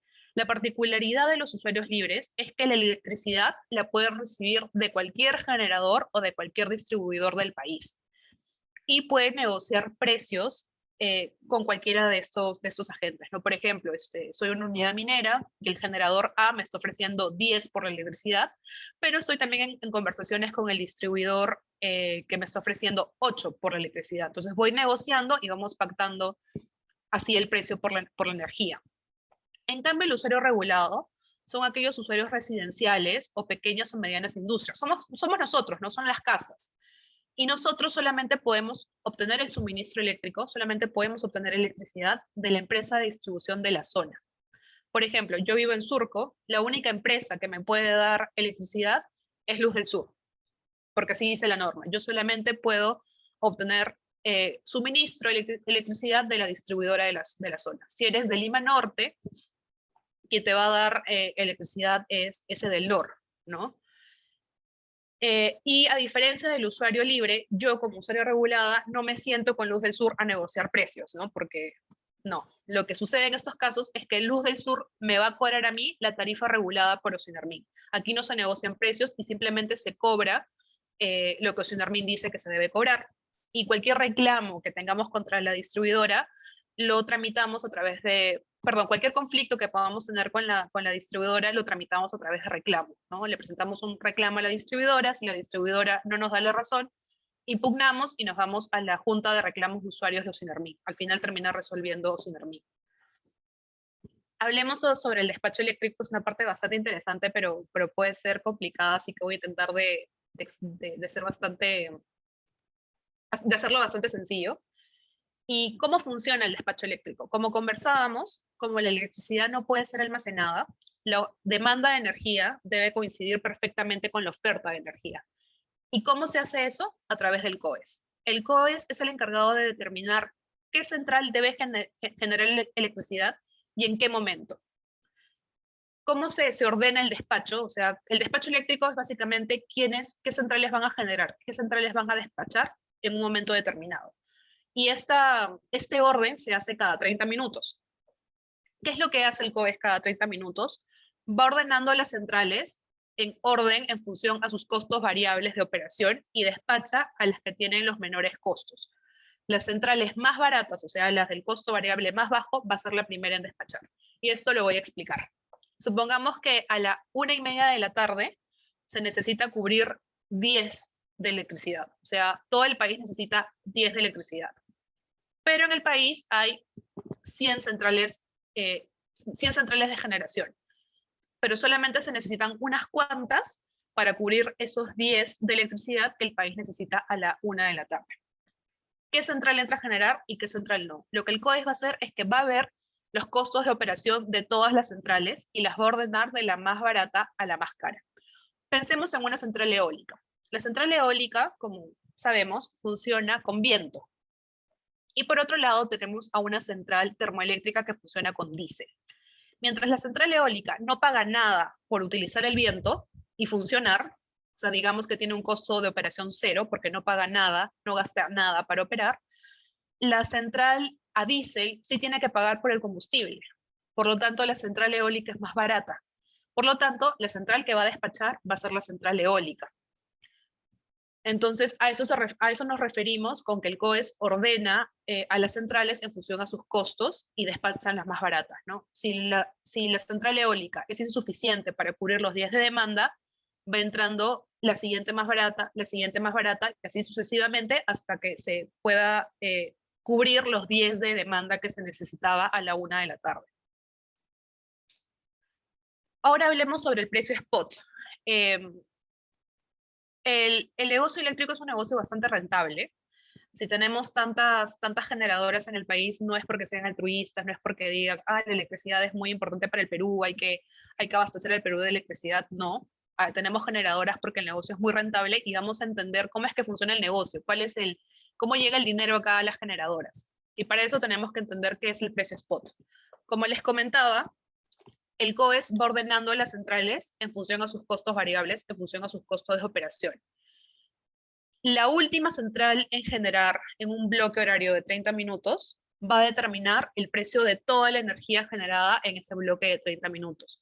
Por ejemplo, si en un bloque de 30 minutos se llamaron a despacho, o sea, generaron 4 centrales de generación, y estas 4 centrales de generación, la primera tuvo un costo de 0, la otra un costo de 3, la otra un costo de 4 y la otra un costo de 5, toda la energía generada en ese bloque de 30 minutos va a tener el precio de $5. Este precio es llamado costo marginal o precio spot. Y aquí está el business, así es como funciona el negocio. Cómo las generadoras transan su energía mediante contratos, por ejemplo, pactan con un usuario libre un contrato de suministro, por ejemplo, con una unidad minera, o celebran un contrato de suministro con distribuidoras. Por ejemplo, a mí Luz del Sur me da el suministro eléctrico, pero no es que Luz del Sur, una empresa de distribución, produzca la electricidad, ¿no? Porque hemos visto que la distribución simplemente se encarga de llevar la electricidad desde las redes de transmisión hacia los hogares. Entonces, ¿cómo es que Luz del Sur me transmite a mi electricidad? Porque le compró alguna otra generadora electricidad. Y el segundo mercado en el cual una generadora puede colocar su energía es en el mercado de spot, este mercado de transacciones que hemos visto hace un rato, en el cual se ordena de mayor a menor las centrales y se van ordenando el despacho según sus costos. Entonces, el negocio está aquí. La generadora A firma un contrato con el cliente X. A las 6:30 hora de la tarde, la generadora A no es llamada a despachar, o sea, no genera. ¿Por qué no genera? Porque hay una central más barata. Sin embargo, a las 6:30 de la tarde, el cliente X retira energía. A las 6:30 de la tarde, el COES llamó a despachar al generador B. O sea que el generador B generó electricidad en esa hora. Por lo tanto, la energía que estuvo utilizando el cliente X, entonces la electricidad que estuvo usando el cliente X es la electricidad que generó el generador B. Sin embargo, este generador, de acuerdo, entonces el generador A va a tener que pagarle al generador B por la energía que retiró su cliente. Y recibirá del cliente, el generador A recibirá del cliente, de su cliente X, el precio que pactó en el contrato de suministro. Por lo tanto, si el generador A pactó un precio de $30.4 y el precio spot fue superior a ese precio del contrato, el generador A está perdiendo, porque está recibiendo de su cliente menos dinero que el que le tiene que pagar al generador B por operar a las 6:30 de la tarde. Por el contrario, si el generador A recibe del cliente X bajo su contrato de suministro $30.4 y el precio spot, o sea, el precio que va a tener que pagar al generador B es de $9, el generador A está ganando. Ese es el negocio en la generación eléctrica, ¿no? Ver cuánto cobrarle a mi cliente bajo un contrato de suministro versus lo que yo tendré que pagar o lo que podré ganar en el mercado spot. Así es como funciona el negocio en la generación. Finalmente, quisiera hablar sobre el régimen RER. El régimen RER significa, mejor dicho, RER, energías renovables. Aquellas que se obtienen de fuentes naturales virtualmente inagotables. Y comúnmente dividimos las fuentes RER, o sea, las fuentes renovables, en energías convencionales y energías no convencionales. Las convencionales son las centrales hidroeléctricas, porque claramente cuando tú utilizas agua no estás emitiendo dióxido de carbono, entonces eso se considera renovable. Y tenemos a las no convencionales. Entre las no convencionales tenemos eólicas, solares, pequeñas hidroeléctricas. Y en esta oportunidad quisiera centrarme en las centrales no convencionales. En primer lugar tenemos a las pequeñas hidroeléctricas, aquellas que tienen una potencia de máximo 20 megavatios. ¿Cuál es la particularidad de estas centrales? ¿O por qué son renovables? Porque utilizan la propia fuerza de los ríos o de las cascadas para producir electricidad, con lo cual el impacto ambiental es menor. Pensemos en un río, y en este río no hay una cascada, sino que es un río que simplemente transcurre, pero no hay caída de agua. Y una empresa quiere poner ahí una central hidroeléctrica. Pero no hay cascada de agua, entonces no hay una fuerza que permita generar electricidad. ¿Qué es lo que va a hacer el inversionista? Va a hacer una represa. ¿Qué significa hacer una represa? Va a desviar el cauce del río y va a inundar los terrenos que hay alrededor del río para hacer una represa, como una piscina gigante. Y en esa represa va a haber una escotilla por la cual se va a permitir que el agua caiga y de esa manera se hace una cascada artificialmente, ¿no? Pero inundaste toda una zona para hacer esa represa y hacer una cascada de manera artificial. Eso genera un gran impacto ambiental. Por eso es que para nuestra legislación no es considerado renovable.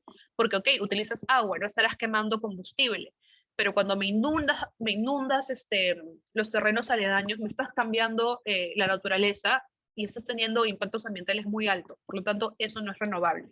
Cuando utilizas la propia caída del agua, la propia fuerza del cuerpo de agua para generar electricidad, eso sí va a ser renovable, pero hasta un máximo de 20 megavatios. Luego tenemos a la energía geotérmica, que es aquella que se produce con el calor que está almacenado debajo de la tierra, por ejemplo, los geysers. Hay mucho potencial geotérmico al sur del país, en Tacna, por ejemplo. Aún no hay un proyecto geotérmico en el país, pero sí es intención del Estado promoverlo. Tenemos la energía eólica, que es la energía que se produce con la fuerza del viento. Tenemos proyectos eólicos, de hecho Paracas es conocido por sus vientos fuertes, hay varios proyectos en Ica de energía eólica. Luego tenemos la energía solar, que se divide en solar fotovoltaica y termosolar. La solar fotovoltaica es aquella que produce energía captando los rayos solares, versus la energía termosolar, que genera electricidad no en base a los rayos solares, sino al calor de la luz del sol. Luego tenemos la biomasa, que consiste básicamente en utilizar desechos orgánicos, quemarlos y con esto producir electricidad. Esto es muy común en el sector agroindustrial, sobre todo en el sector agroindustrial que trabaja con cañas de azúcar, ¿no? Luego utilizar la caña de azúcar queda el bagazo, y eso se utiliza para generar energía. Y finalmente tenemos la energía mareomotriz, que aún no existe en el país, y es básicamente usar la fuerza de las olas para generar electricidad. El Estado, y de hecho es política de todos los países, volver su matriz energética, o sea, contar con un mayor número de centrales renovables en cada país. Pero es caro tener una central renovable, entonces el Estado, para promover generación renovable, ha tenido que incluir incentivos. El primer incentivo es que cada ciertos años, cada 5 años, el Estado se fija una meta de cuánto, del total de centrales que hay en el país, cuántas deben ser renovables. A la fecha, esa meta que se ha impuesto es de 5%.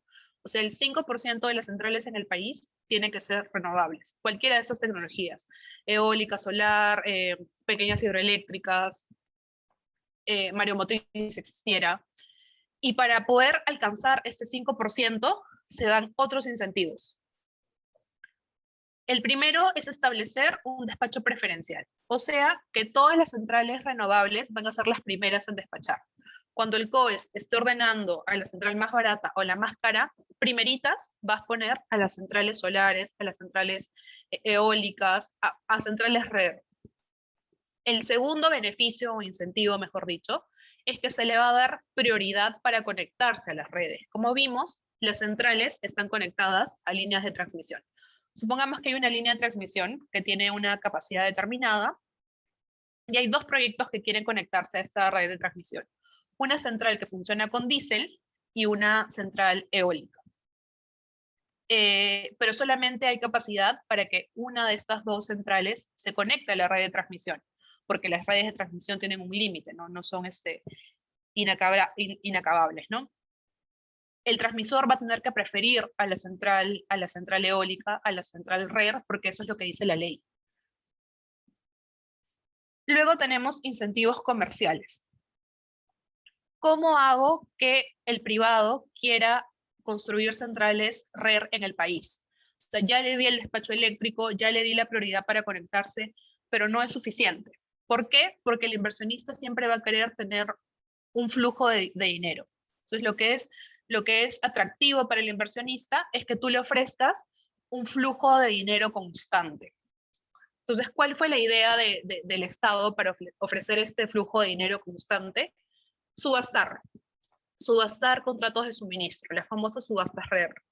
Las subastas RER son subastas convocadas por Ocinermin en las que se va a adjudicar un contrato de suministro a proyectos RER, y bajo este contrato de suministro se le va a comprar al titular del proyecto RER un determinado volumen de electricidad a un determinado precio.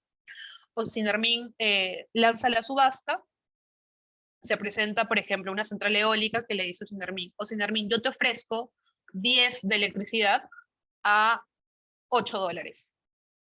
Ocinermin lo evalúa y también le llega otra oferta de un generador solar que le dice, mira Ocinermin, yo te ofrezco 15, pero a $12. Ocinermin, en base a criterios comerciales, criterios económicos, va a decidir adjudicar el contrato al generador eólico o al generador solar según esos criterios económicos y técnicos digan cuál es la mejor opción.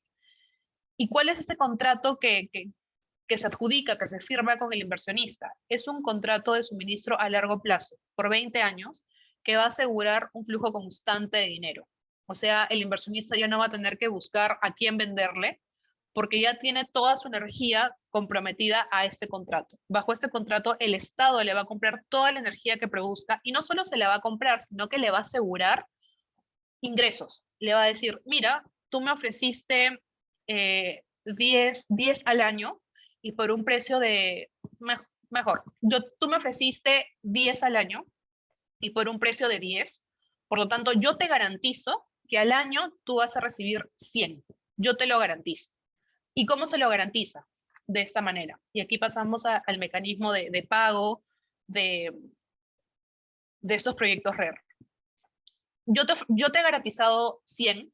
Tú esos 100 los vas a obtener del mercado de spot. Este mercado que comentábamos que era dirigido por el COES en base a las centrales de menor precio. Bueno, de este mercado de spot, tú debes recibir 100. Y si no recibes bien, mira, inversionista, yo te voy a pagar la diferencia. Y esa diferencia o ese pago de la diferencia se llama el cargo por prima. Por ejemplo, si un inversionista debe recibir 100 bajo su contrato, pero por sus ventas en el mercado de spot solo ha recibido 80, el Estado le asigna 20 de cargo por prima, o sea, es un subsidio. Ahora, ¿de dónde sale ese subsidio? Claramente no sale de las arcas del Estado, ¿no? No sale del presupuesto público, no. Ese subsidio lo pagamos todos nosotros, todos los usuarios del CEIN. Cuando te llega de Luz del Sur o de Del Norte tu recibo de luz, además de la tarifa que pagas por la electricidad, el Del Norte o Luz del Sur te cobra un cargo por prima, te cobra un poquito de dinero, y ese dinero va formando una bolsa, y el Estado, cuando al final ve las liquidaciones de los inversionistas y el inversionista le dice, oye, esto a mí me faltó 20, el Estado va a agarrar de esa bolsa, que es financiada por todos los usuarios, el dinero faltante y se lo va a asignar al inversionista. ¿Por qué nosotros como usuarios nos vemos afectados económicamente? ¿Por qué nosotros subsidiamos estos proyectos? Porque tener generación RER beneficia a todo el país. O sea, tener generación sostenible, que no contamine el ambiente, nos beneficia a todos, ¿no? Entonces, como todos nos vemos beneficiados por esos proyectos, es que se nos hace este recargo en el recibo de luz para subsidiar estos proyectos que son bastante necesarios para el país, ¿no? Y bueno, con eso finalizo mi exposición. Espero que les haya parecido interesante, que hayan entendido qué es lo que sucede detrás del interruptor, y quedo atenta a cualquier pregunta que puedan tener. En verdad, encantada de responderlas.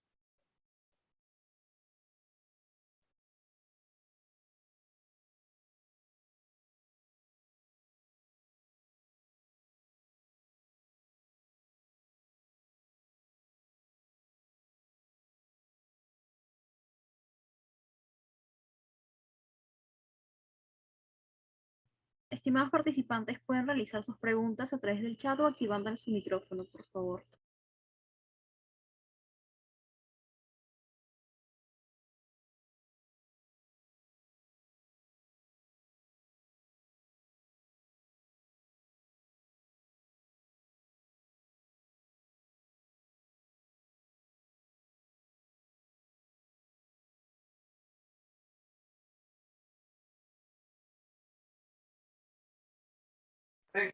Dígame.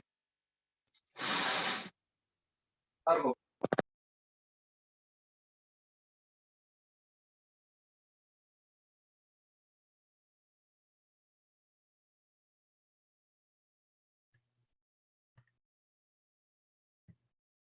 Doctora Claudia, bueno, en vista de que no hay más preguntas, le damos las gracias por la excelente ponencia y por la claridad del tema.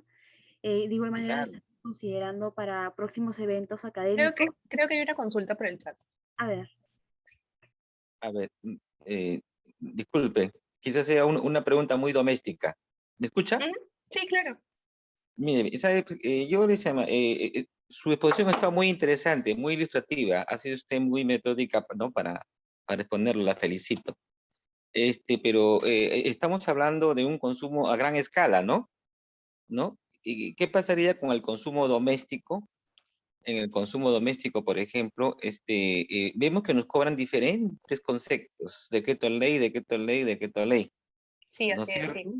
sí. ¿No? Decreto ley, entonces, y el usuario ignora esas cosas, o hay veces lo ponen a la espalda de la factura y lo ponen con letras chiquititas, como si si todos tuviésemos una buena vista, ¿no? Sí. O quizás nos quieran ignorar. Sí. Entonces, a través de esos decretos ley nos están recargando entonces, ¿no? El costo de la, ¿no? El costo de la, ¿no? El costo de la luz, ¿no? De la electricidad. Así es, sí. Sí, sí, sí. ¿No? En efecto, esa es una crítica, de hecho, a la regulación. ¿Y por qué? Porque el precio de la electricidad no es sincerado en el caso de los usuarios, sobre todo regulados, ¿no? Porque como tú bien dices, no solamente pagamos por la electricidad, sino que estamos subsidiando otros proyectos. Por ejemplo, el gasoducto surperuano era un Ya. proyecto que iba a ser subsidiado por nosotros, pero Ujú. ese contrato se vino abajo ¿Y por qué el Estado decía, mira, este proyecto de hidrocarburos debe ser pagado por los usuarios? Porque dentro de todo el gasoducto nos iba a beneficiar, porque parte de nuestra generación, mejor dicho, parte de la electricidad proviene de fuentes de hidrocarburos como el gas natural. Entonces, el gasoducto iba a permitir más seguridad en el suministro de gas natural para las centrales de generación, iba a haber más oferta de generación termoeléctrica a gas y eso beneficiaba al país. Es por eso que el Estado dijo, como le beneficia a todo el país y le va a terminar beneficiando a los usuarios, que el usuario lo subsidie.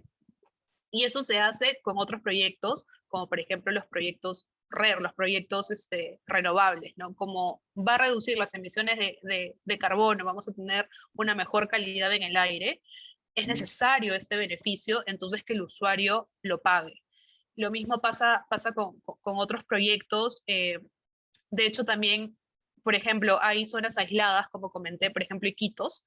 En Iquitos, por cómo es, solamente se puede generar electricidad a través de diésel, porque no se pueden instalar ahí generación hidráulica, porque todo es río, todo es lago, no hay caídas de agua que tengan la energía suficiente para producir electricidad. Entonces todo es diésel y ahí no llega el gas. Entonces todo es diésel, con lo cual hay emisiones de CO2.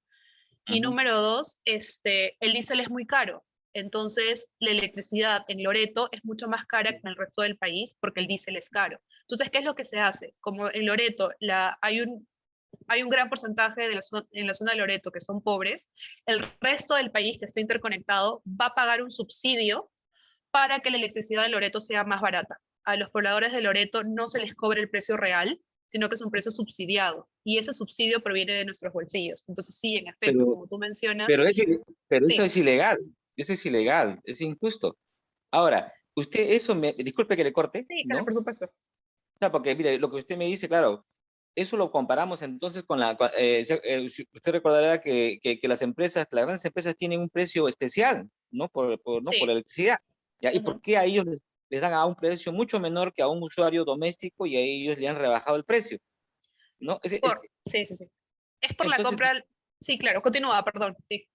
No, porque ahí hay una diferencia injusta, ¿no? Porque cuando las empresas son claro, yo sé que lo hacen con la finalidad de apoyar o el desarrollo de las pequeñas, medianas empresas, pero a las grandes empresas que ya están establecidas, ¿no?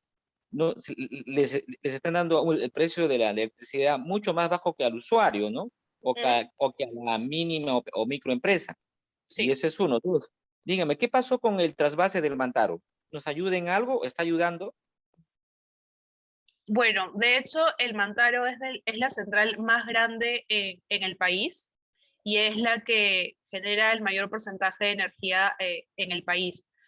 Pero si es que efectivamente fue eficiente, en verdad que ahí sí no podría yo responder. Esa es más una pregunta técnica, pero sí, el Mantaro es la central más grande en el país.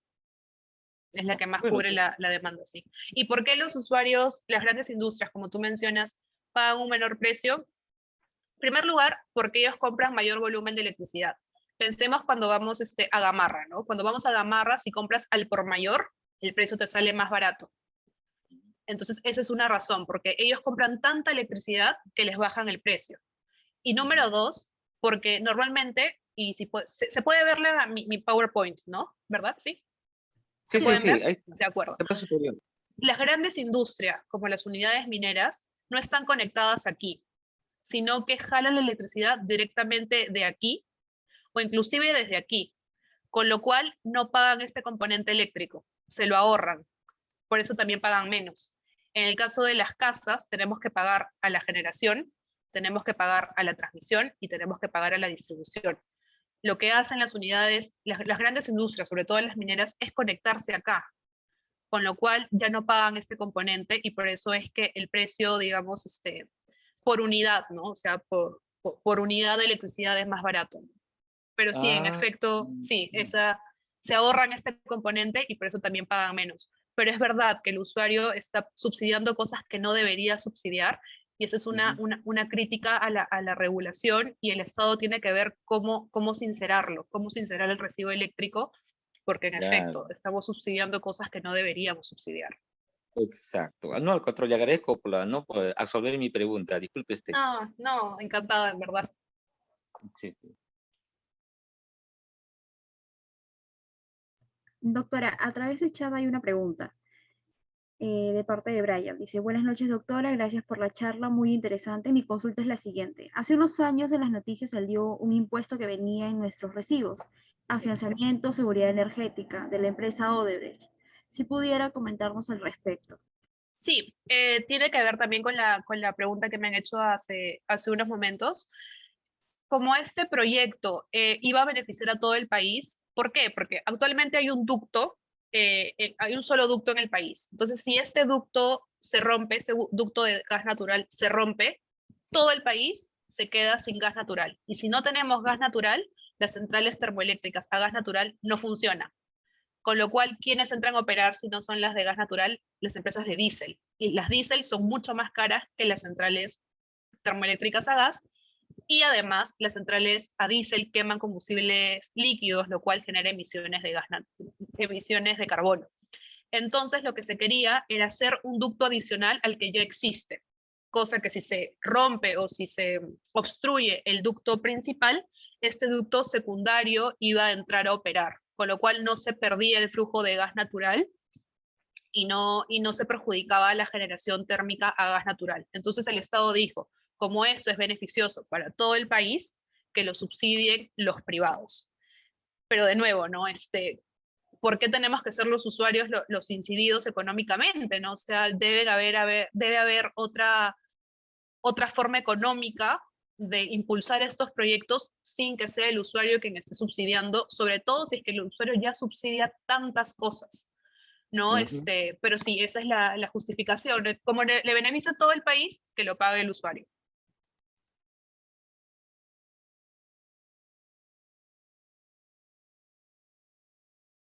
Ok, doctora, muchas gracias por su respuesta. Sí, encantada.